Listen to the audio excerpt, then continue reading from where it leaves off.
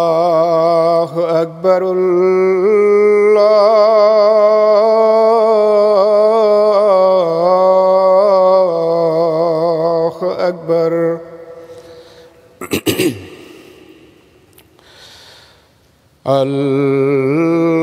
الله أكبر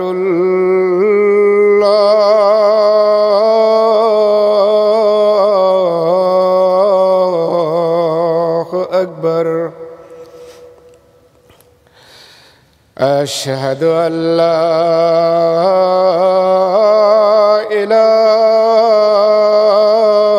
إله إلا الله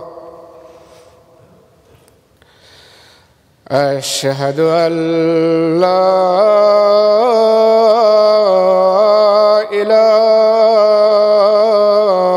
إله إلا الله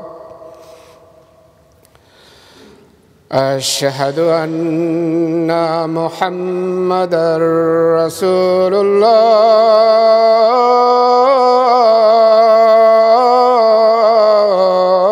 الله أشهد أن محمدًا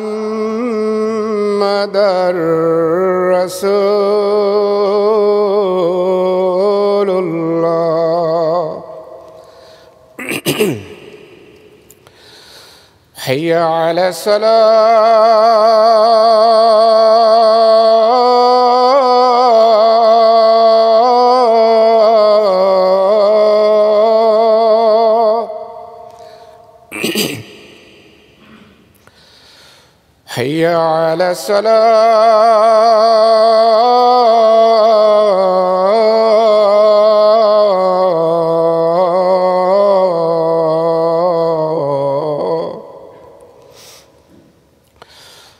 حي على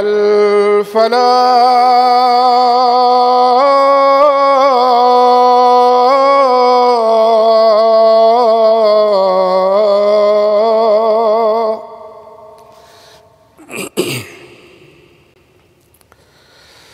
حي على الفلاح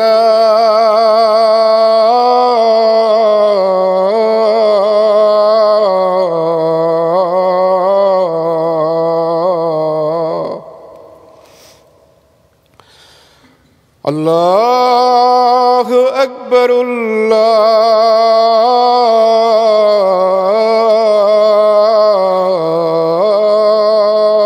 الله أكبر لا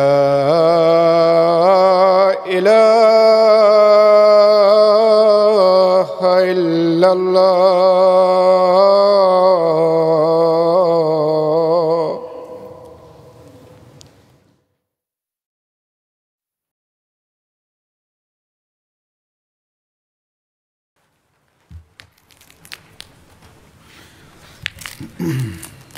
السلام عليكم ورحمة الله.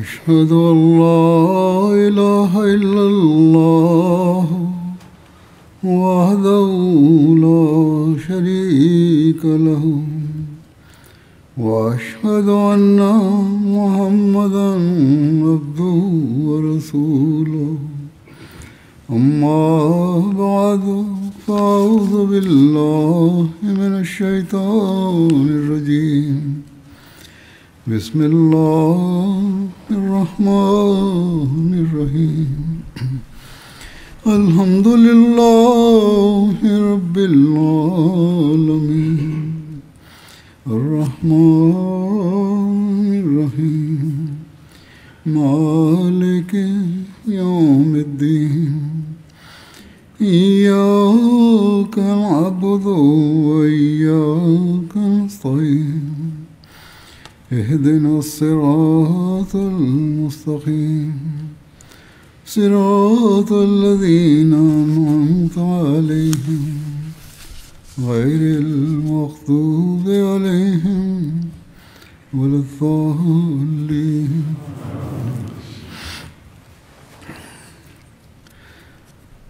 فتح مکہ کے ضمن میں مکے میں داخل ہونے کے حالات کا ذکر گزشتہ خطبے میں ہوا تھا. اس کی مزید تفصیل اس طرح ہے.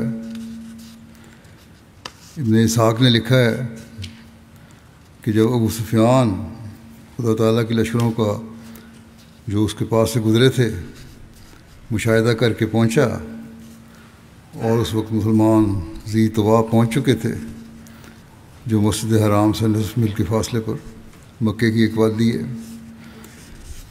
اور صحابہ وہاں پہنچ کر آپ صلی اللہ علیہ وسلم کا انتظار کرنے لگے، حتیٰ کہ سارے صحابہ وہیں جمع ہو گئے. آپ صلی اللہ علیہ وسلم اپنے سبز پوش دستے کے ساتھ آئے. ابن سعد نے لکھا ہے کہ آپ اپنی اونٹنی قصواء پر حضرت ابوبکر اور اسید بن حذیر کے درمیان تھے.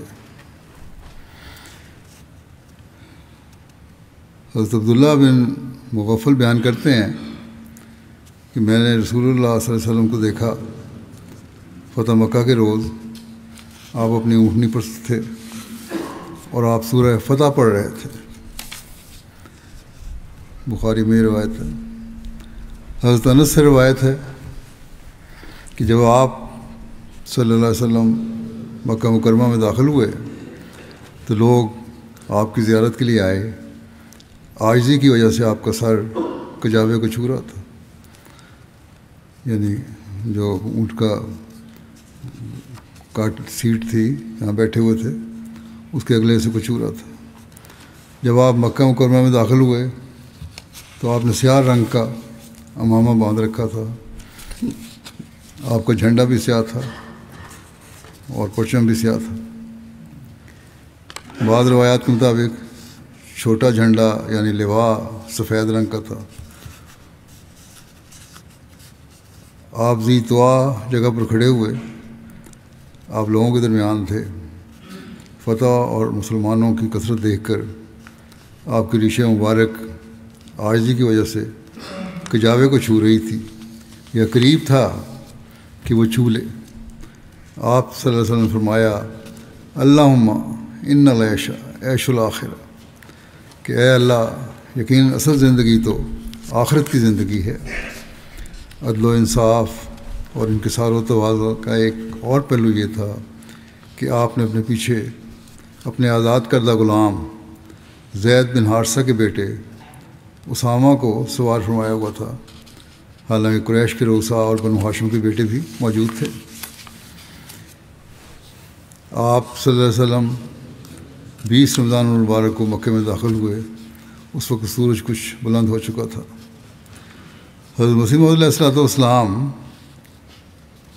بیان فرماتے ہیں کہ یہ الف جو خدا تعالیٰ کے خاص بندوں کو دیا جاتا ہے وہ انکسار کے رنگ میں ہوتا ہے، اور شیطان کا الف استکبار سے ملا ہوا تھا. دیکھو ہمارے نبی کریم صلی اللہ علیہ وسلم نے جب مکے کو فتح کیا تو آپ نے اسی طرح اپنا سر جھکایا اور سجدہ کیا جس طرح پر ان مصائب اور مشکلات کے دنوں میں جھکاتے اور سجدے کرتے تھے جب اسی مکے میں آپ کی ہر طرح سے مخالفت کی جاتی اور دکھ لیا جاتا تھا. جب آپ نے دیکھا کہ میں کس حالت میں یہاں سے گیا تھا اور کس حالت میں اب آیا ہوں تو آپ کا دل خدا کے شکر سے بھر گیا اور آپ نے سجدہ کیا. اس بارے میں کہ فتح مکہ کے روز آپ کا قیام کہاں ہوا تھا لکھا ہے کہ مکے کے قریب پہنچ کر جب آپ صلی اللہ علیہ وسلم سے عرض کیا گیا کہ مکے میں قیام کہاں ہوگا؟ تو آپ صلی اللہ علیہ وسلم نے فرمایا مکے میں عقیل نے کوئی گھر ہمارے لیے چھوڑا بھی ہے۔ عقیل حضرت ابو طالب کے بیٹے تھے اور یہ حدیبیہ سے کچھ پہلے اسلام لائے تھے، اور کہا جاتا ہے کہ انہوں نے ساری جائیداد وغیرہ فروخت کر دی تھی اس سے پہلے۔ پھر آپ صلی اللہ علیہ وسلم نے فرمایا کہ ہمارا قیام خیف بنی کنانہ میں ہوگا، جہاں قریش نے کفر پر قسمیں کھائی تھیں، اور تمام صحابہ کو حکم ہوا کہ وہیں جمع ہوں۔ حضرت جابر سے روایت ہے کہ اس روز میں ان لوگوں میں سے تھا جو آپ کے ساتھ تھے۔ فتح مکہ کے دن میں آپ کے ساتھ ہی داخل ہوا اور مکے کے گھر دیکھے تو آپ رک گئے۔ آپ نے اللہ تعالیٰ کی حمد و ثنا بیان کی۔ آپ نے اپنے خیمے کی جگہ کو دیکھا اور فرمایا اے جابر، یہ ہمارے قیام کی جگہ ہے، اسی جگہ قریش نے ہمارے خلاف کفر کی حالت میں قسمیں کھائی تھیں۔ حضرت جابر کہتے ہیں اس پر مجھے وہ بات یاد آ گئی جسے میں نے مدینے میں آپ سے سنا تھا کہ جب ہم مکہ فتح کریں گے، آپ نے فرمایا تھا، تو ہمارا قیام خیف بنی کنانہ میں ہوگا، جہاں کفر کی حالت میں انہوں نے قسمیں کھائی تھیں کہ وہ بنو ہاشم سے خرید و فروخت نہیں کریں گے، اور نہ ان سے نکاح کریں گے، اور نہ انہیں پناہ دیں گے، اور انہیں ایک گھاٹی شعب ابی طالب میں معصور رہنے پر مجبور کر دیا تھا۔ علماء کے نزدیک نبی اکرم صلی اللہ علیہ وسلم نے اللہ تعالیٰ کے حضور اظہار تشکر کے طور پر اب یہاں قیام کرنے کا فیصلہ فرمایا ہوگا۔ ان کے بعض کا خیال ہے یہ۔ بعض روایات کے مطابق آپ سے عرض کیا گیا کہ آپ مکے میں اپنے گھر کے علاوہ کسی اور گھر قیام فرما لیں۔ آپ صلی اللہ علیہ وسلم نے انکار کر دیا۔ آپ نے فرمایا میں دوسرے گھروں میں داخل نہیں ہوں گا۔ حضرت ابو رافع نے حجون کے مقام پر آپ کا خیمہ لگایا تھا۔ آپ صلی اللہ علیہ وسلم کے ہمراہ آپ کی ازواج میں سے حضرت ام سلمہ اور میمونہ تھیں۔ آپ ہر نماز کے لیے حجون سے مسجد حرام میں تشریف لاتے تھے۔ حضرت مسلم موعود رضی اللہ عنہ بیان کرتے ہیں کہ تاریخوں کی کتب سے لے کر کہ جب رسول اللہ صلی اللہ علیہ وسلم مکے میں داخل ہوئے، آپ سے لوگوں نے پوچھا کہ یا رسول اللہ صلی اللہ علیہ وسلم، کیا آپ اپنے گھر میں ٹھہریں گے؟ آپ نے فرمایا کیا عقیل نے، یہ آپ کے چچا بھائی تھے، ہمارے لیے کوئی گھر چھوڑا بھی ہے؟ یعنی میری ہجرت کے بعد میرے رشتہ داروں نے میری ساری جائیداد بیچ باچ کر کھا لی ہے، اب مکے میں میرے لیے کوئی ٹھکانہ نہیں۔ پھر آپ نے فرمایا ہم خیف بنی کنانہ میں ٹھہریں گے۔ یہ مکے کا ایک میدان تھا جہاں قریش اور کنانہ قبیلے نے مل کر قسمیں کھائی تھیں کہ جب تک بنو ہاشم اور بنو عبد المطلب محمد رسول اللہ صلی اللہ علیہ وسلم کو پکڑ کر ہمارے حوالے نہ کر دیں اور ان کا ساتھ نہ چھوڑ دیں، ہم ان سے نہ شادی بیاہ کریں گے نہ خرید و فروخت کریں گے۔ اس عہد کے بعد رسول اللہ صلی اللہ علیہ وسلم اور آپ کے چچا ابو طالب اور آپ کی جماعت کے تمام افراد وادی ابو طالب میں پناہ گزین ہو گئے، اور 3 سال کی شدید تکلیفوں کے بعد خدا تعالیٰ نے انہیں نجات دلائی تھی۔ رسول اللہ صلی اللہ علیہ وسلم کا یہ انتخاب کیسا لطیف تھا۔ مکے والوں نے اسی مقام پر قسمیں کھائی تھیں کہ جب تک محمد رسول اللہ صلی اللہ علیہ وسلم ہمارے سپرد نہ کر دیے جائیں ہم آپ کے قبیلے سے صلح نہیں کریں گے۔ آج محمد رسول اللہ صلی اللہ علیہ وسلم اسی میدان میں جا کر اترے اور گویا مکے والوں سے کہا کہ جہاں تم چاہتے تھے میں وہاں آ گیا ہوں، مگر بتاؤ تو صحیح کیا تم میں طاقت ہے کہ آج مجھے اپنے ظلموں کا نشانہ بنا سکو؟ وہی مقام جہاں تم مجھے ذلیل اور مقہور شکل دیکھنا چاہتے تھے اور خواہش رکھتے تھے کہ میری قوم مجھے پکڑ کر اس جگہ تمہارے سپرد کر دے، وہاں میں ایسی شکل میں آیا ہوں کہ میری قوم ہی نہیں سارا عرب بھی میرے ساتھ ہے، اور میری قوم نے مجھے تمہارے سپرد نہیں کیا بلکہ میری قوم نے تمہیں میرے سپرد کر دیا۔ خدا تعالیٰ کی قدرت ہے کہ یہ دن بھی پیر کا دن تھا، وہی دن جس دن محمد رسول اللہ صلی اللہ علیہ وسلم غار ثور سے نکل کر صرف ابو بکر رضی اللہ عنہ کی معیت میں مدینہ کی طرف ہجرت کر گئے تھے، وہی دن جس میں آپ نے حسرت کے ساتھ ثور کی پہاڑی پر سے مکے کی طرف دیکھ کر کہا تھا، اے مکہ تو مجھے دنیا کی ساری بستیوں سے زیادہ پیارا ہے، لیکن تیرے باشندے مجھے اس جگہ پر رہنے نہیں دیتے۔ حضرت ام ہانی بنت ابی طالب بیان کرتی ہیں کہ جب رسول اللہ صلی اللہ علیہ وسلم نے مکے کے بالائی حصے میں پڑاؤ فرمایا تو بنو مخزوم میں سے میرے دوست سسرالی رشتہ دار بھاگ کر میرے پاس آ گئے۔ میرے بھائی حضرت علی میرے پاس آیا اور اس نے کہا، خدا کی قسم میں ان دونوں کو قتل کر دوں گا۔ میں نے ان دونوں کے لیے اپنے گھر کا دروازہ بند کر دیا۔ پھر میں خود رسول اللہ صلی اللہ علیہ وسلم کے پاس مکے کے بالائی حصے میں آئی۔ میں نے آپ کو پانی کے ایک برتن میں سے غسل کرتے پایا جس میں گوندھے ہوئے آٹے کے نشانات موجود تھے، اور آپ کی بیٹی حضرت فاطمہ ایک کپڑے کے ساتھ آپ کے لیے پردہ کیے ہوئے تھی۔ غسل کے بعد آپ نے اپنے کپڑے تبدیل کیے، پھر چاشت کے وقت 8 رکعت نماز ادا کی۔ پھر آپ صلی اللہ علیہ وسلم میری طرف متوجہ ہوئے اور فرمایا، اے ام ہانی خوش آمدید، تمہارا کیسے آنا ہوا؟ انہوں نے ان دونوں آدمیوں اور حضرت علی کے متعلق سارا معاملہ بتایا کہ اس طرح حضرت علی ان کو قتل کرنا چاہتے تھے اور میں ان کو اپنے گھر میں چھپا کے آئی ہوں۔ آپ صلی اللہ علیہ وسلم نے فرمایا، جن کو تم نے پناہ دی انہیں ہم نے پناہ دی، اور جن کو تم نے امان دی ان کو ہم نے امان دی، بس وہ ان دونوں کو قتل نہ کرے۔ یعنی رسول پاک صلی اللہ علیہ وسلم نے فرمایا کہ حضرت علی ان کو قتل نہیں کریں گے۔ یہ دو افراد حضرت ام ہانی کے سسرالی رشتہ دار حارث بن حشام اور عبداللہ بن ربیعہ تھے۔ بخاری کی ایک روایت میں ہے کہ عبد الرحمن بن ابی لیلہ بیان کرتے ہیں، ہم سے کسی نے بیان کیا کہ اس نے نبی صلی اللہ علیہ وسلم کو چاشت کی نماز پڑھتے دیکھا ہو سوائے حضرت ام ہانی کے۔ وہ بیان کرتی ہیں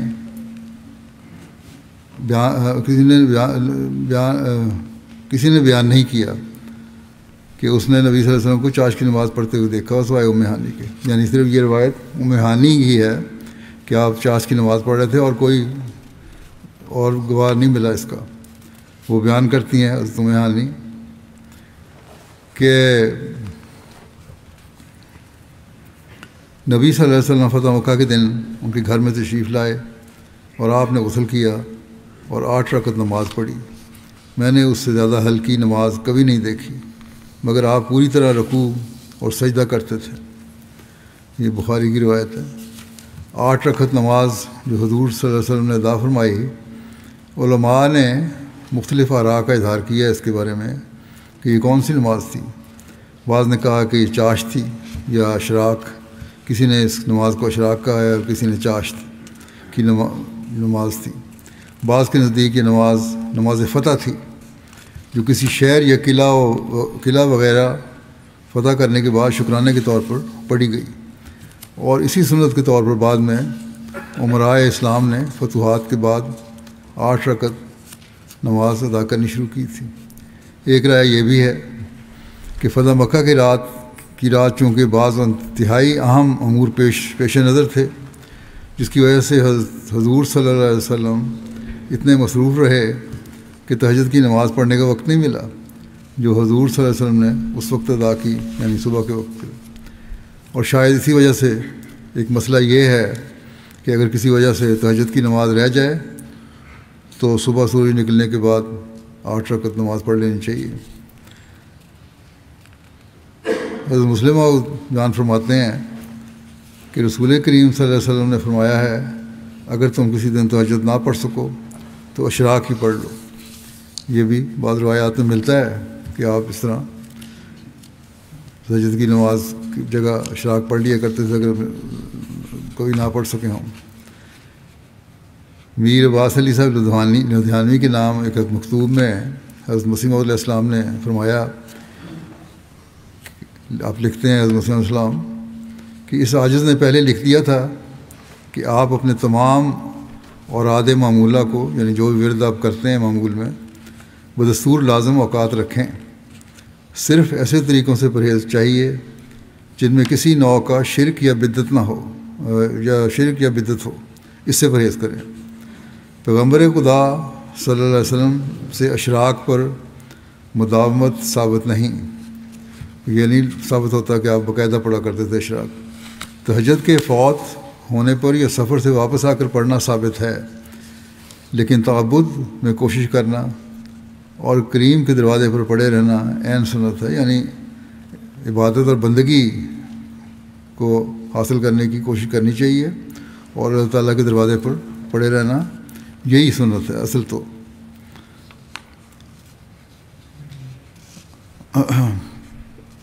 مسجد حرام میں داخلے کا اور طواف کا ذکر ملتا ہے کہ آپ صلی اللہ علیہ وسلم دن کا کچھ حصہ اپنے خیمہ میں تشریف فرما رہے، پھر آپ نے اپنی اونٹنی کسوا کو منگوایا، اسے آپ کے خیمہ کے دروازے کے قریب کر دیا گیا۔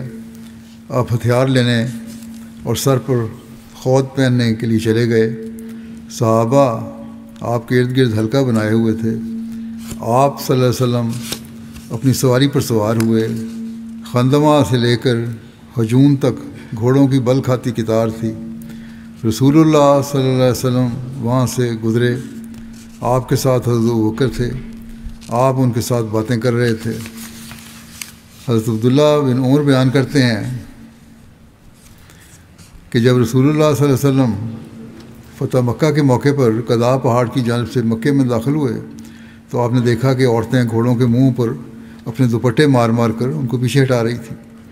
تو آپ صلی اللہ علیہ وسلم نے مسکراتے ہوئے حضرت ابوبکر کی طرف دیکھا اور فرمایا، اے ابوبکر، حسان بن ثابت نے کیا کہا ہے؟ یعنی کوئی شعر کہے تھے حسان بن ثابت نے، اس کے بارے میں پوچھا۔ چنانچہ حضرت ابوبکر نے وہ اشعار پڑھے جن کا ترجمہ یہ ہے کہ میں اپنی پیاری بیٹی کو کھو دوں اگر تم ایسے لشکروں کو غبار اڑاتے ہوئے نہ دیکھو جن کے وعدوں کی جگہ قضاء پہاڑ ہے۔ وہ تیز رفتار گھوڑے اپنی لگاموں کو کھینچ رہے ہیں، عورتیں انہیں اپنی اوڑھنیوں سے مار رہی ہیں۔ حضرت ابن عمر یہ نقشہ کھینچا انہوں نے گھوڑوں کا، اور وہی وہاں واقعہ ہو رہا تھا اس وقت۔ حضرت ابن عمر اور ابن عباس سے روایت ہے کہ فتح مکہ کے روز آپ صلی اللہ علیہ وسلم مکہ مکرمہ میں داخل ہوئے تو خانہ کعبہ کے ارد گرد 360 بت نصب تھے جنہیں سیسے کے ساتھ لگایا گیا تھا۔ حبل سب سے بڑا بت تھا، یہ خانہ کعبہ کے سامنے تھا۔ اصاف اور نائلہ اس جگہ تھے جہاں لوگ اپنے جانور ذبح کرتے تھے۔ آپ صلی اللہ علیہ وسلم کے ہاتھ میں کمان تھی۔ آپ نے کمان کو کنارے سے پکڑا۔ جب بھی آپ کسی بت کے پاس سے گزرتے تو اس کے ساتھ بت کی آنکھ میں مارتے اور فرماتے، جاء الحق وزهق الباطل ان الباطل کان زہوقا، کہ حق آ گیا اور باطل بھاگ گیا، لیکن باطل بھاگ جانے والا ہی ہے۔ آپ خانہ کعبہ کے پاس پہنچ گئے اور اسے دیکھا۔ آپ صلی اللہ علیہ وسلم اپنی سواری پر آگے بڑھے اور اپنے عصا کے ساتھ حجر اسود کو چھوا اور اللہ اکبر کہا۔ مسلمانوں نے بھی جواباً تکبیر کہی۔ وہ بار بار نعرہ تکبیر بلند کرتے رہے یہاں تک کہ مکہ اللہ اکبر کے نعروں سے گونج اٹھا، اور آپ صلی اللہ علیہ وسلم نے انہیں خاموش ہو جانے کا اشارہ کیا۔ پہاڑوں پر مشرکین یہ منظر دیکھ رہے تھے۔ آپ صلی اللہ علیہ وسلم نے بیت اللہ کا طواف کیا۔ حضرت محمد بن مسلمہ اونٹنی کی نکیل پکڑے ہوئے تھے۔ آپ حجر اسود کے پاس آئے اور اسے چھوا اور بیت اللہ کا طواف کیا۔ جب آپ نے طواف مکمل کر لیا تو اپنی سواری سے نیچے اتر آئے۔ حضرت ابن عمر سے روایت ہے کہ ہم نے مسجد میں اونٹنی کو بٹھانے کی جگہ نہ پائی تو آپ لوگوں کی ہتھیلیوں پر اترے، یعنی لوگوں نے اپنے ہاتھ آگے کیے، آپ اس پر کھڑے کھڑے اونٹ سے نیچے اتر گئے۔ اونٹنی کو باہر لے جایا گیا۔ حضرت معمر بن عبداللہ آئے اور اونٹنی کو لے کر وادی میں چلے گئے۔ ایک روایت میں ہے کہ نبی صلی اللہ علیہ وسلم نے حضرت عمر بن خطاب کو فتح مکہ کے وقت حکم دیا کہ جب وہ بطحا میں تھے کہ وہ خانہ کعبہ کے اندر جائیں اور اس میں موجود ہر تصویر کو مٹا دیں. جب تک اس میں موجود ہر تصویر مٹا نہیں دی گئی نبی صلی اللہ علیہ وسلم اس میں داخل نہیں ہوئے. حضرت ابراہیم علیہ السلام اور حضرت اسماعیل علیہ السلام کی تصویریں نکالی گئیں. ان دونوں کے ہاتھوں میں فال نکالنے والے تیر تھے، ان کی بھی وہاں تصویریں بنائی گئی تھیں یا بت بنائے گئے تھے. نبی صلی اللہ علیہ وسلم نے ان تصاویر کو دیکھا تو فرمایا اللہ ان بت پرستوں کو ہلاک کرے. ان بت پرستوں کو علم ہے کہ ان دونوں نے یعنی حضرت ابراہیم اور حضرت اسماعیل علیہ السلام نے ان کے ذریعے سے کبھی فال نہیں نکالی. یہ جو ہاتھ میں پکڑائے ہوئے تیر ہیں یہ جھوٹی کہانی بنائی ہوئی ہے، کبھی انہوں نے ایسا نہیں کیا. آپ صلی اللہ علیہ وسلم مقام ابراہیم پر آئے.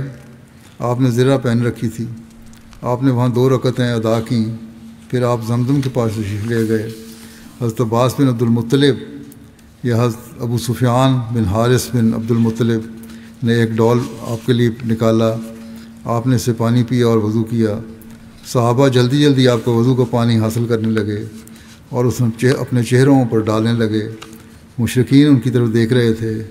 وہ متعجب تھے اور کہہ رہے تھے کہ ہم نے اتنے بڑے بادشاہ کے بارے نہ سنا ہے نہ دیکھا ہے. مکہ فتح کرنے کے بعد رسول اللہ صلی اللہ علیہ وسلم نے حبل بت کے بارے میں حکم دیا. چنانچہ وہ گرا دیا گیا اور آپ اس کے پاس کھڑے تھے. اس پر حضرت زبیر بن عوام نے ابو سفیان سے کہا اے ابو سفیان حبل کو گرا دیا گیا حالانکہ تو غزوہ احد کے دن اس کے متعلق بہت غرور میں تھا جب تو نے اعلان کیا تھا کہ اس نے تم لوگوں پر انعام کیا ہے. اس پر یعنی حبل نے انعام کیا ہے. اس پر ابو سفیان نے کہا اے عوام کے بیٹے ان باتوں کو اب جانے دو کیونکہ میں جان چکا ہوں کہ اگر محمد صلی اللہ علیہ وسلم کے خدا کے علاوہ بھی کوئی خدا ہوتا تو جو آج ہوا وہ نہ ہوتا. اس کے بعد رسول اللہ صلی اللہ علیہ وسلم خانہ کعبہ کے کونے میں بیٹھ گئے اور لوگ آپ صلی اللہ علیہ وسلم کے ارد گرد جمع تھے. حضرت ابو ہریرہ رضی اللہ عنہ بیان کرتے ہیں کہ رسول اللہ صلی اللہ علیہ وسلم فتح مکہ کے دن تشریف فرما تھے اور حضرت ابوبکر تلوار سونتے آپ کی حفاظت کے لیے آپ کے سرہانے کھڑے تھے.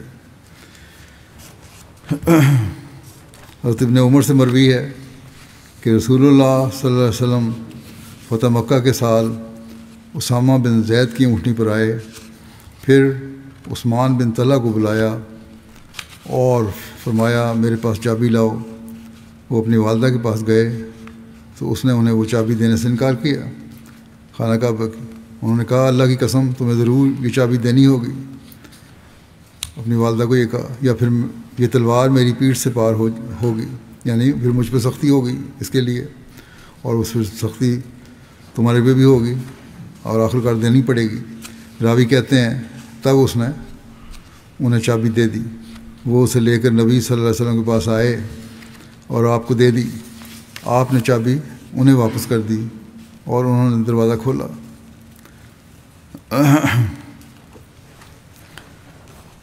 حضرت صلی اللہ علیہ وسلم اسامہ بن زید اور بلال بن رباح کو ساتھ لے کر خانہ کعبہ کے اندر تشریف لے گئے. کعبہ کا کلید بردار عثمان بن طلحہ بھی ساتھ تھا. آپ صلی اللہ علیہ وسلم نے کعبہ کا دروازہ بند کر دیا اور دیر تک اس کے اندر رہے اور 2 رکعت نماز وہاں ادا کی. حضرت عبداللہ بن عمر جو کہ باہر دروازے کے پاس ہی کھڑے تھے وہ بیان کرتے ہیں کہ جب آپ صلی اللہ علیہ وسلم باہر تشریف لائے تو میں جلدی سے اندر گیا اور میں نے حضرت بلال سے پوچھا کہ نبی صلی اللہ علیہ وسلم نے یہ کیا کیا تھا یہاں جب آئے تھے. انہوں نے کہا کہ آپ صلی اللہ علیہ وسلم نے ایک ستون کو اپنی بائیں طرف رکھا اور ایک ستون کو دائیں طرف اور 3 ستونوں کو اپنے پیچھے. بیت اللہ میں اس وقت 6 ستون تھے تو آپ صلی اللہ علیہ وسلم نے اس طرح نماز پڑھی کہ 2 ستونوں کے درمیان کھڑے ہو گئے. آگے جو پہلے ستون تھے اور پیچھے 3 ستون تھے. ایک روایت ہے کہ مطابق آپ نے 2 ستون اپنے بائیں اور 1 ستون اپنے دائیں اور 3 ستون اپنے پیچھے رکھے یعنی جو پہلے ستون تھے اگلے ان میں سے اس طرح تقسیم کیا کہ 2 ایک طرف ہو گئے ایک طرف اور پیچھے 3 ستون تھے. بہرحال آپ نے وہاں 2 رکعت نماز ادا کی. صحیح مسلم کی روایت ہے. حضرت مسلم اور بیان کرتے ہیں کہ مکے میں داخل ہوتے وقت حضرت ابوبکر رضی اللہ عنہ آپ کہ اونٹنی کی رکاب پکڑے ہوئے آپ کے ساتھ باتیں بھی کرتے جا رہے تھے، اور سورہ فتح جس میں فتح مکہ کی خبر دی گئی تھی وہ بھی پڑھتے جاتے تھے۔ آپ سیدھے خانہ کعبہ کی طرف آئے اور اونٹنی پر چڑھے 7 دفعہ خانہ کعبہ کا طواف کیا۔ اس وقت آپ کے ہاتھ میں ایک چھڑی تھی۔ آپ خانہ کعبہ کے گرد جو حضرت ابراہیم علیہ السلام اور ان کے بیٹے اسماعیل علیہ السلام نے خدائے واحد کی پرستش کے لیے بنایا تھا، جسے بعد کو ان کی گمراہ اولاد نے بتوں کا مقصد بنا کر رکھ دیا تھا، گھومے، اور وہ 360 بت جو اس جگہ پر رکھے ہوئے تھے ان میں سے ایک بت پر آپ چھڑی مارتے جاتے تھے اور یہ کہتے جاتے تھے جاء الحق و زہق الباطل ان الباطل کان زہوقا۔ یہ وہ آیت ہے جو ہجرت سے پہلے سورہ بنی اسرائیل میں آپ پر نازل ہوئی تھی، اور جس میں ہجرت اور پھر فتح مکہ کی خبر دی گئی تھی۔ یورپین مصنفین اس بات پر متفق ہیں کہ یہ ہجرت سے پہلے کی صورت ہے۔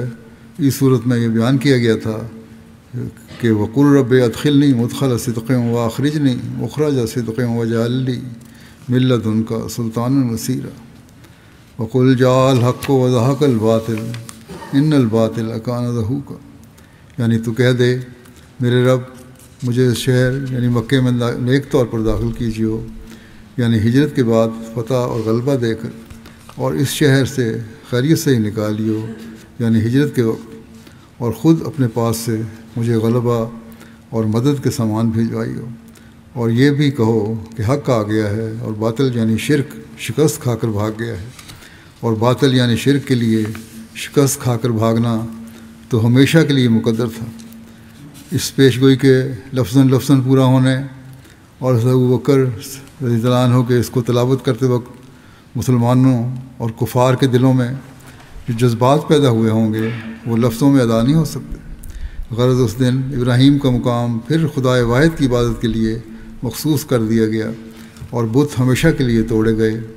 جب رسول اللہ صلی اللہ علیہ وسلم نے حبل نامی بت کے اوپر اپنی چھڑی ماری اور وہ اپنے مقام سے گر کر ٹوٹ گیا تو حضرت زبیر نے ابو سفیان کی طرف مسکراتے ہوئے دیکھا اور کہا ابو سفیان یاد ہے احد کے دن جب مسلمان زخموں سے چور ایک طرف کھڑے ہوئے تھے تم نے اپنے غرور میں یہ اعلان کیا تھا کہ اولو حبل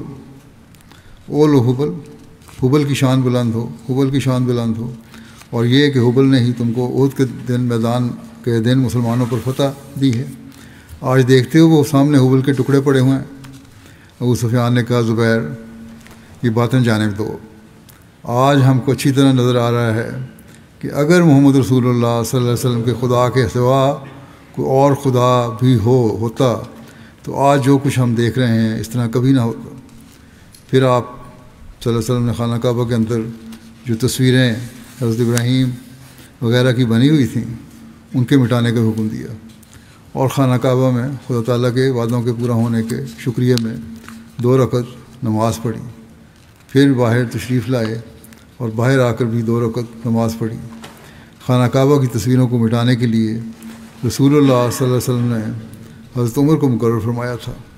انہوں نے اس خیال سے کہ حضرت ابراہیم علیہ السلام کو تو ہم بھی نبی مانتے ہیں، حضرت ابراہیم کی تصویر کو نہ مٹایا۔ رسول اللہ صلی اللہ علیہ وسلم نے جب اس تصویر کو قائم دیکھا تو فرمایا عمر تم نے یہ کیا کیا؟ کیا خدا نے یہ نہیں فرمایا کہ ما کان ابراہیم یہودین ولا نصرانین ولیکن کان حنیفا مسلما وما کان من المشرکین؟ یعنی ابراہیم نہ یہودی تھا نہ نصرانی، بلکہ وہ خدا تعالیٰ کا کامل فرمانبردار اور خدا تعالیٰ کی ساری صداقتوں کو ماننے والا اور خدا کا موحد بندہ تھا۔ چنانچہ آپ کے حکم سے یہ تصویر بھی مٹا دی گئی۔ خدا تعالیٰ کے نشانات دیکھ کر مسلمانوں کے دل اس دن ایمان سے اتنے پر ہو رہے تھے، اور محمد رسول اللہ صلی اللہ علیہ وسلم کی شان پر ان کا یقین اس طرح بڑھ رہا تھا کہ رسول کریم صلی اللہ علیہ وسلم نے جب زمزم کے چشمے سے جو اسماعیل بن ابراہیم کے لیے خدا تعالیٰ نے بطور نشان پھاڑا تھا پانی پینے کے لیے منگوایا، اور اس میں سے کچھ پانی پی کر باقی پانی سے آپ نے وضو فرمایا تو آپ کے جسم میں سے کوئی قطرہ زمین پر نہیں گر سکا۔ مسلمان فوراً اس کو اچک لے جاتے تھے اور تبرک کے طور پر اپنے جسم پر مل لیتے تھے، اور مشرک کہہ رہے تھے کہ ہم نے کوئی بادشاہ دنیا میں ایسا نہیں دیکھا جس کے ساتھ اس کے لوگوں کو اتنی محبت ہو۔ حضرت مسیح موعود علیہ الصلوۃ والسلام فرماتے ہیں یہ بات بحضور دل یاد رکھو کہ جیسے بیت اللہ میں حجر اسود پڑا ہوا ہے اسی طرح قلب سینہ میں پڑا ہوا ہے۔ مثال دے رہے ہیں آپ حضرت اسود کی اپنے ہمارے انسان کے دل سے جو ہمارے سینے میں، فرمایا کہ بیت اللہ پر بھی ایک زمانہ آیا ہوا تھا کہ کفار نے وہاں بت رکھ دیے تھے۔ ممکن تھا کہ بیت اللہ پر یہ زمانہ نہ آتا، مگر نہیں، اللہ تعالیٰ نے اس کو ایک نذیر کے طور پر رکھا۔ قلب انسانی بھی حجر اسود کی طرح ہے اور اس کا سینہ بیت اللہ سے مشابہت رکھتا ہے۔ ما سوا اللہ کے خیالات وہ بت ہیں، ما سوا اللہ کے خیالات وہ بت ہیں جو اس کعبے میں رکھے گئے ہیں، یعنی دل میں جو بھی خیالات ہیں اللہ کے ساتھ ہیں وہ سارے بت ہیں۔ مکہ معظمہ کے بتوں کا قلعہ قمع اس وقت ہوا تھا جب کہ ہمارے نبی کریم صلی اللہ علیہ وسلم 10,000 قدوسیوں کی جماعت کے ساتھ وہاں جا پڑے تھے اور مکہ فتح ہو گیا تھا۔ ان 10,000 صحابہ کو پہلی کتابوں میں ملائکہ لکھا ہے اور حقیقت میں ان کی شان ملائکہ ہی کی تھی۔ انسانی قوا بھی ایک طرح پر ملائکہ ہی کا درجہ رکھتے ہیں، کیونکہ جیسے ملائکہ کی یہ شان ہے کہ یفعلون ما یؤمرون، اسی طرح پر انسانی قوا کا خاصہ ہے کہ جو حکم ان کو دیا جائے اس کی تعمیل کرتے ہیں۔ ایسا ہی تمام قوا اور جواہر حکم انسانی کے نیچے ہیں۔ پس ما سوا اللہ کے بتوں کے شکست اور استحصال کے لیے ضروری ہے کہ ان پر اسی طرح سے چڑھائی کی جائے۔ یہ لشکر تزکیہ نفس سے تیار ہوتا ہے اور اسی کو فتح دی جاتی ہے جو تزکیہ کرتا ہے۔ چنانچہ قرآن شریف میں فرمایا گیا ہے قد افلح من زکاہا، حدیث شریف میں بھی آیا ہے کہ اگر قلب کی اصلاح ہو جاوے تو کل جسم کی اصلاح ہو جاتی ہے۔ اور یہ کیسی سچی بات ہے۔ آنکھ، کان، ہاتھ، پاؤں، زبان وغیرہ جس قدر اعضاء ہیں وہ دراصل قلب کے ہی فتوے پر عمل کرتے ہیں۔ ایک خیال آتا ہے پھر وہ جس اعضاء کے متعلق ہو وہ فوراً اس کی تعمیل کے لیے تیار ہو جاتا ہے۔ آپ نے اس طرح یہ مثال فرمائی کہ اپنے دلوں کے بتوں کو بھی دور کرو، تبھی تم حقیقی مومن بن سکتے ہو۔ آپ صلی اللہ علیہ وسلم نے وہاں خطاب بھی فرمایا۔ حضرت ابن عباس رضی اللہ عنہ سے روایت ہے، انہوں نے کہا رسول اللہ صلی اللہ علیہ وسلم نے فتح مکہ کے دن فرمایا اب ہجرت نہیں لیکن جہاد اور نیت باقی ہے، اور جب تمہیں جہاد کے لیے نکلنے کو کہا جائے تو تم جہاد کے لیے نکلو۔ اور اس شہر مکے کو اللہ نے حرم قرار دیا ہے اس دن سے جس دن آسمانوں اور زمین کو پیدا کیا، تو یہ روز قیامت تک اللہ کی حرمت سے حرم ہے، اور مجھ سے پہلے کسی کے لیے اس میں جنگ جائز نہیں ہوئی، اور میرے لیے بھی دن کی ایک گھڑی کے لیے ہی جائز ہوئی ہے۔ تو یہ شہر قیامت کے روز تک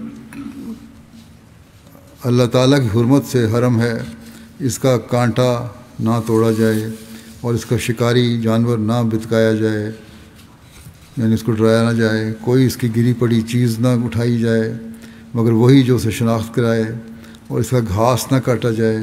حضرت عباس نے کہا یا رسول اللہ اسخر کو مستثنیٰ کریں، اسخر بھی قسم ہے گھاس کی، کیونکہ یہ ان کے کاریگروں کے کام آتی ہے اور ان کے گھروں کے لیے درکار ہے۔ فرمایا سوائے اسخر کے، آپ نے فرمایا ٹھیک ہے اسخر کا کاٹ سکتے ہو اپنے مقاصد کے لیے۔ حضرت ہریرہ رضی اللہ عنہ نے بیان کیا کہ جب اللہ تعالیٰ نے اپنے رسول صلی اللہ علیہ وسلم پر مکہ فتح کر دیا، آپ صلی اللہ علیہ وسلم لوگوں میں کھڑے ہوئے اور اللہ کی حمد و ثنا کی۔ پھر آپ نے فرمایا یقیناً اللہ نے مکہ کو ہاتھی والوں سے محفوظ رکھا اور اس نے اپنے رسول کو اور مومنوں کو اس پر غلبہ دے دیا۔ مجھ سے پہلے کسی کے لیے وہ جائز نہ تھا اور میرے لیے بھی دن کی ایک گھڑی جائز کیا گیا، اور میرے بعد کسی کے لیے جائز نہ ہوگا۔ یعنی فتح مکہ میں کسی قسم کی اگر لڑائی ہے تو وہ میرے لیے صرف ایک چند تھوڑے وقت کے لیے جائز کی گئی ہے، اس کے بعد کسی پہ جائز نہیں۔ تو نہ اس کا شکار بھی بھگایا جائے، نہ اس کے کانٹے توڑے جائیں، اور نہ ایسی گری پڑی چیز جائز ہوگی سوائے اعلان کرنے والے کے، اور جس کا کوئی قتل کیا جائے تو اسے 2 باتوں کا اختیار ہے، یا اس کو فدیہ دیا جائے یا قصاص لے۔ حضرت عباس نے عرض کیا سوائے اسخر کے، کیونکہ ہم اس کو اپنی قبروں اور اپنے گھروں میں استعمال کرتے ہیں۔ تو رسول اللہ صلی اللہ علیہ وسلم نے فرمایا سوائے اسخر گھاس کے، ٹھیک ہے اس کو کاٹ سکتے ہو۔ ابو شاہ ایک شخص تھے، وہ کھڑا ہوا جو اہل یمن میں سے ایک شخص تھا۔ اس نے عرض کیا یا رسول اللہ صلی اللہ علیہ وسلم میرے لیے لکھ دیں۔ رسول اللہ صلی اللہ علیہ وسلم نے فرمایا ابو شاہ کے لیے لکھ دیں۔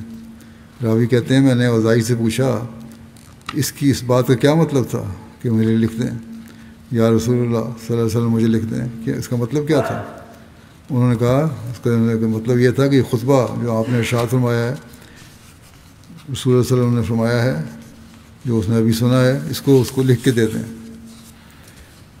چنانچہ آپ نے اس کو لکھوا دیا۔ سیرت ابن ہشام میں بیان ہوا ہے کہ رسول اللہ صلی اللہ علیہ وسلم نے کعبے کے دروازے پر کھڑے ہو کر فرمایا اللہ کے سوا کوئی عبادت کے لائق نہیں، وہ ایک ہے، اس کا کوئی شریک نہیں۔ اس نے اپنا وعدہ سچا کر دکھایا اور تنہا سارے گروہوں کو شکست دی۔ اے لوگو، تمام فخر، تمام انتقام اور تمام خون بہا وہ میرے ان دونوں قدموں کے نیچے ہیں، مگر خانہ کعبہ کی کلید برداری اور زمزم سے پانی پلانے کی خدمت انہی کو ملے گی جن کے پاس پہلے سے یہ خدمت ہے۔ اے لوگو، جو شخص غلطی سے مارا جائے لکڑی یا کوڑے وغیرہ سے، اس میں پورا خون بہا یعنی دیت 100 اونٹ ہیں۔ اے قریش، خداوند تعالیٰ نے تم سے زمانہ جاہلیت کی نخوت اور فخر کو دور کر دیا جو باپ دادا کے ساتھ کیا جاتا تھا، وہی فخر کوئی نہیں رہا۔ سب لوگ آدم کی اولاد ہیں اور آدم کی پیدائش مٹی سے ہے۔ پھر آپ نے یہ آیت تلاوت کی کہ یا ایھا الناس انا خلقناکم من ذکر و انثی وجعلناکم شعوبا وقبائل لتعارفوا ان اکرمکم عند اللہ اتقاکم۔ اے لوگو، یقیناً ہم نے تمہیں نر اور مادہ سے پیدا کیا اور تمہیں قوموں اور قبیلوں میں تقسیم کیا تاکہ تم ایک دوسرے کو پہچان سکو۔ بلا شبہ اللہ کے نزدیک تم میں سب سے زیادہ معزز وہ ہے جو سب سے زیادہ متقی ہے۔ پھر آپ صلی اللہ علیہ وسلم نے فرمایا اے قریش، تم کیا خیال کرتے ہو کہ میں تمہیں کیا سلوک کروں گا؟ قریش نے کہا آپ جو کچھ کریں گے بہتر کریں گے۔ جو مسلمان نہیں ہوئے تھے، آپ معزز بھائی اور معزز بھائی کے بیٹے ہیں۔ آپ نے فرمایا اچھا تو پھر جاؤ، تم سب آزاد ہو۔ ایک روایت میں آپ نے فرمایا اقولو کما قال یوسف لا تثریب علیکم اليوم یغفر اللہ لکم وہو ارحم الراحمین۔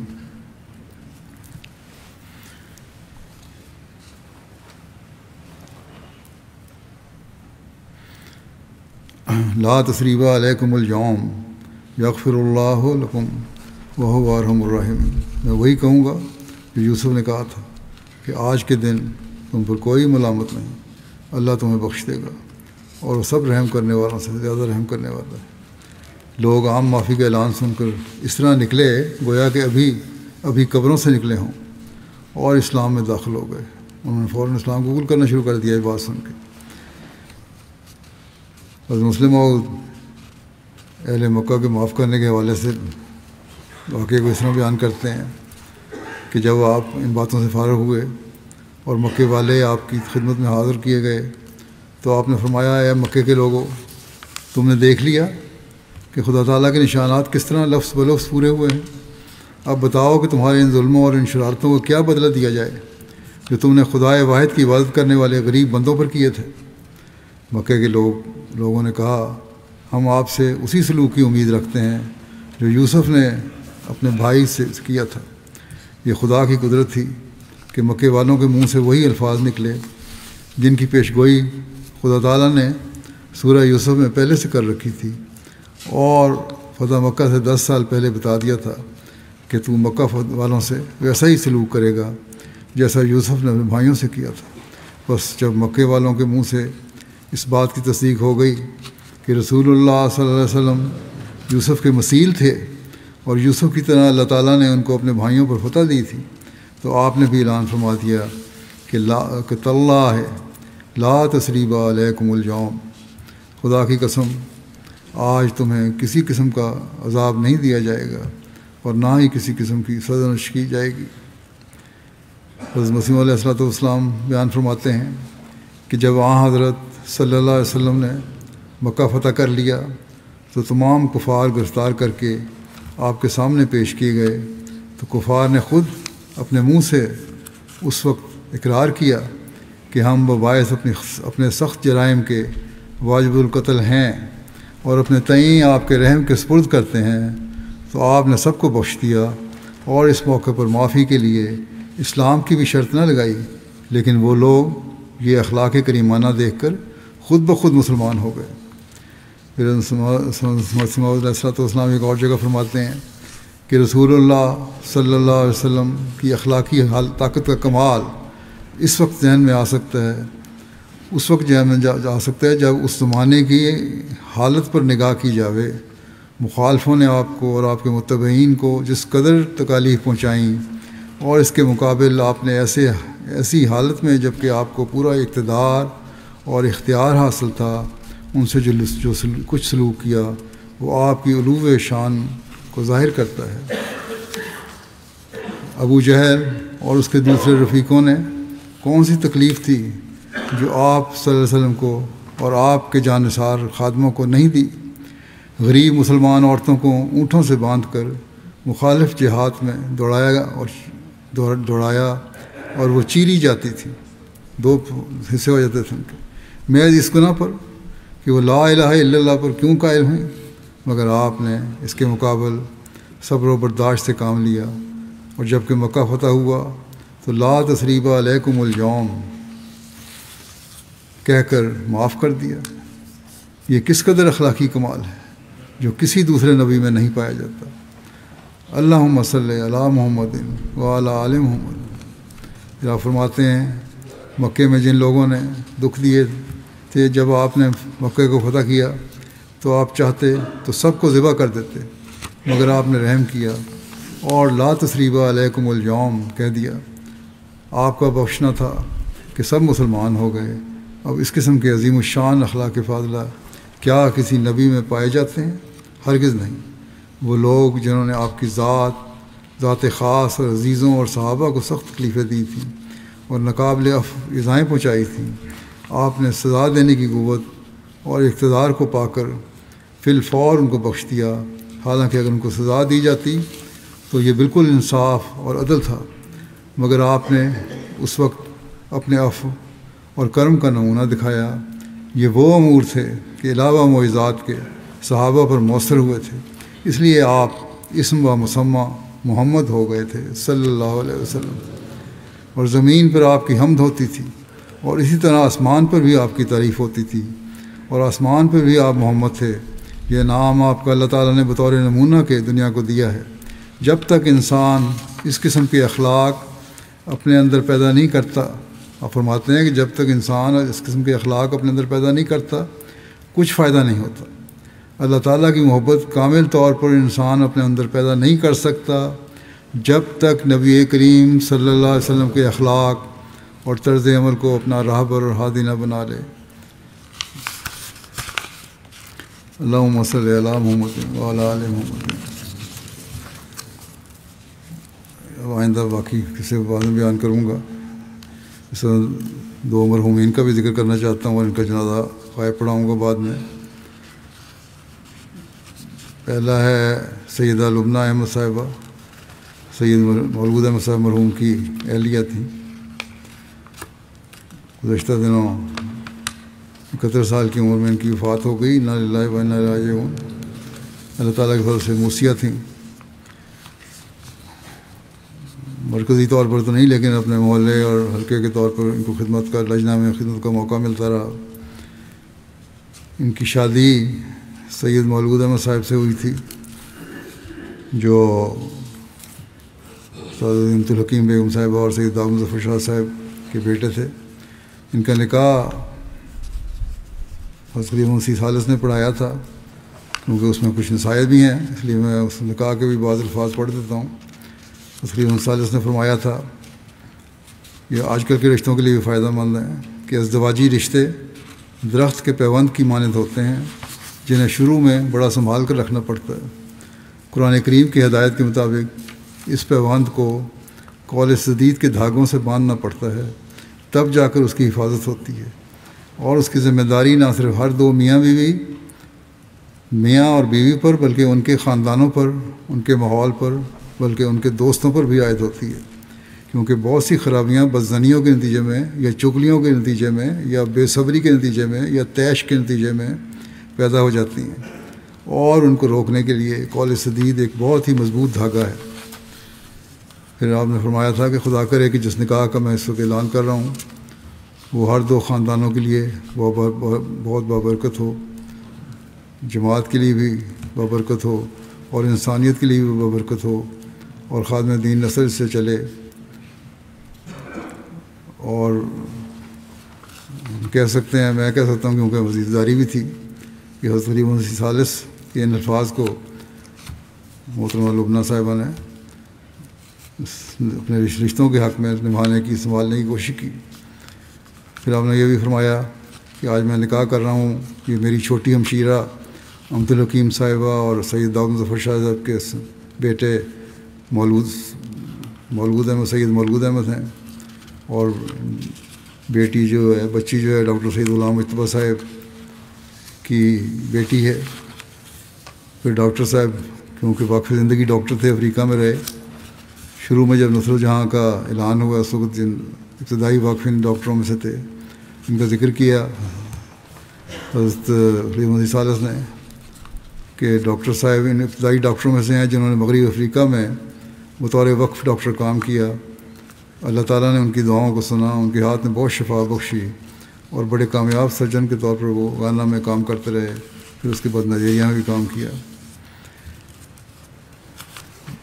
سیدہ لبنہ صاحبہ کے بیٹے سید سعود احمد واقف زندگی ہیں، اور آج کل فضل الرحمن اسپتال میں ڈپٹی ایڈمنسٹریٹر ہیں. کہتے ہیں اپنی والدہ کے حالات کے بارے میں کہ جب میرے نانا نصر جہاں اسکیم کے تحت اوسوکورے گھانا گئے تو ان کی فیملی پوری گئی تھی، ان کی والدہ بھی ساتھ تھیں. لبنہ صاحبہ چھوٹی تھیں، شادی سے پہلے کا واقعہ ہے، لبنہ صاحبہ کی شادی سے. کہتی ہیں تو اس وقت کیونکہ وہاں سامان کچھ نہیں ہوتا تھا، بعض پٹیاں کاٹ کر اس وقت دیا کرتی تھیں. روشنی نہیں ہوتی تھی تو ٹارچ کی روشنی میں آپریشن کیا کرتے تھے ڈاکٹر صاحب، اور یہ بچی بھی ٹارچ کی لے کر وہاں کھڑی رہتی تھی تاکہ ڈاکٹر صاحب اس روشنی میں آپریشن کر سکیں. پھر یہ لکھتے ہیں کہ بہت پیار کرنے والی تھیں، اپنی تکلیف بھول کر دوسروں کی خدمت کرتی تھیں، اپنے خاوند، والدین، ساس سسر سب کے حقوق عمدہ طور پہ ادا کیے اور واقعی ادا کیے. سیڑھیوں سے گر گئی تھی 1986 میں، کمر کی تکلیف تھی، پھر اس کے بعد کینسر بھی ہو گیا، شوگر کی تکلیف بھی تھی، لیکن کبھی تکلیف کا اظہار نہیں کیا اور بڑے صبر سے اپنی بیماری کاٹتی رہیں اور اس طرح چلتی پھرتی رہیں جس طرح صحت مند ہوں. اپنے بچوں کو، ان کے پوتوں نواسوں کو بھی دعائیں سکھاتی رہتی تھیں، خاص طور پر روزانہ اپنے پوتوں کا جو ان کے ساتھ رہتے تھے خیال رکھتی تھیں، پوتا پوتی. نظر بھی ان کی کمزور ہو گئی تھی، جب تلاوت نہیں کر سکیں تو پھر آن لائن تلاوت قرآن کریم سنا کرتی تھیں. اجلاسوں میں باقاعدہ جاتی تھی. کسی نے ایک دفعہ کہا بھی کہ آپ بیمار ہیں، اجلاس بھی کیوں آتی ہیں؟ تو انہوں نے کہا اجلاس ہو رہا ہو اور میں نہ جاؤں، جماعتی نظام ہے، اس کے تحت مجھے پابندی کرنی چاہیے. جماعت کی پابندی کا بڑا احساس تھا، کیونکہ یہ میری اہلیہ کی بھابھی بھی تھیں، اس لحاظ سے میں نے بھی دیکھا ہے کہ سادہ مزاج اور حالات میں، ہر قسم کے حالات میں رہنے والی اور اپنے آپ کو ایڈجسٹ کرنے والی تھیں. سسرال کا تعلق بھی انہوں نے خوب نبھایا، اچھی طرح نبھایا. اللہ تعالیٰ ان سے مغفرت اور رحم کا سلوک فرمائے. ایک بیٹی اور بیٹا ہے ان کے، بیٹا وقف زندگی جیسا کہ میں نے کہا، اللہ تعالیٰ ان لوگوں کو بھی اپنے ماں باپ کے نیک نقش قدم پر چلنے کی توفیق عطا فرمائے۔ دوسرا جنازہ ہے مکرمہ ناز مون بی بی زبیر صاحبہ، یہ محمد شفیع زبیر صاحب جرمنی کی اہلیہ ہیں۔ گزشتہ دنوں ان کی وفات ہوئی ہے، انا للہ و انا الیہ راجعون۔ ان کے خاندان میں، یہ موریشس کی تھیں، خاندان میں احمدیت ان کے دادا محمد حنیف سدن صاحب کے ذریعے سے آئی۔ ان کے پسماندگان میں ایک بیٹا اور ایک بیٹی شامل ہیں۔ بیٹے ان کے اطہر زبیر صاحب ہیں جو چیئرمین یونیورسٹی آف جرمنی ہیں۔ اطہر زبیر صاحب لکھتے ہیں کہ اب غیر متزلزل ایمان اور گہری عاجزی کا نمونہ تھی۔ کہتے ہیں میں اس بات کو پورے یقین سے کہہ سکتا ہوں، جس طرح انہوں نے مجھے پالا اور جو باتیں ہمیں سکھائیں، کہ بڑا مضبوط ایمان تھا ان کا، کبھی ان کو کسی قسم کا شکوہ و شکایت کرتے نہیں سنا۔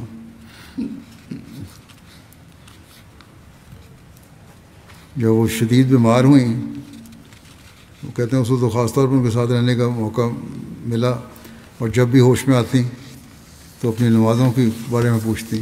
نمازوں کا بڑا پابندی تھی ان کو، بے پناہ صبر اور تحمل کی مالک تھیں، اللہ تعالیٰ کے فیصلوں پر راضی ہونے والی۔ پھر کہتے ہیں ایک واقعہ ہے، لوگوں کے کام بڑے آیا کرتی تھیں اور راز بڑا رکھا کرتی تھی۔ کسی میاں بیوی کا کوئی معاملہ تھا، انہوں نے مجھے کہا کہ اس میاں سے پوچھو ذرا، پوچھو کیا کی ہے، بیوی نے کیا باتیں کی ہیں۔ کہتے ہیں نہیں، اس نے تو مجھ پہ اعتماد کر کے باتیں بتائی ہیں، میں نہیں بتاؤں گی، وہ خود اگر بتانا چاہیں گے تو بتا دیں گے تمہیں، لیکن کوشش کرو کہ آپس میں وہ صلح صفائی ان کی ہو جائے۔ خلافت سے بڑا گہرا تعلق تھا اور خطبات بڑے غور سے سنتی تھیں، بلکہ ان کے پوتے نے لکھا ہے کہ 2-3 دفعہ سنتی تھیں اور یہ کہتی تھیں کہ پہلی دفعہ سمجھ نہیں آتی، اور اچھی طرح نہ سنو تو پھر فائدہ کوئی نہیں۔ اللہ تعالیٰ سے بڑا پختہ تعلق تھا، صاحب رویا تھیں، کئی ان کی خوابیں ہیں جو سچی ثابت ہوئیں۔ اب یہی آخری بیماری کے دنوں میں زبیر صاحب لکھتے ہیں کہ انہوں نے کہا مجھے کینسر تو نہیں، سی ٹی اسکین ہوا تو پتہ لگا کہ واقعی کینسر تھا مثانے کا۔ تو ان سے پوچھا انہوں نے کہ آپ کو کس طرح پتہ لگا؟ انہوں نے کہا مجھے اللہ تعالیٰ نے بتا دیا ہے۔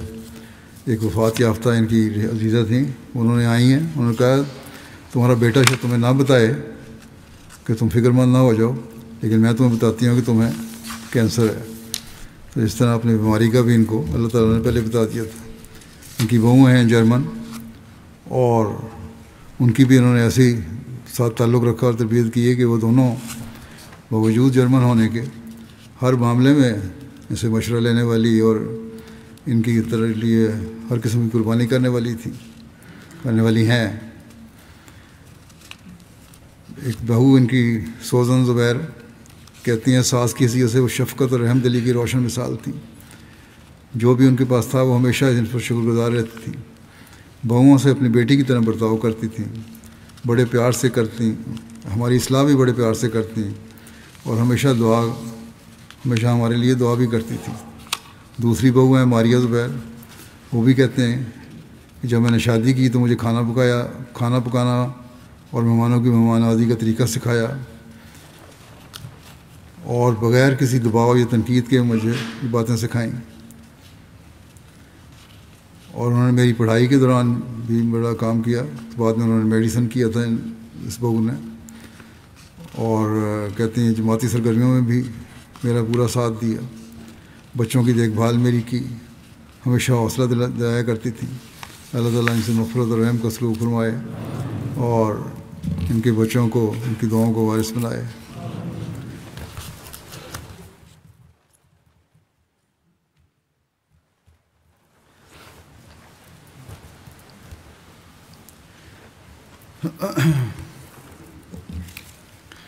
الحمد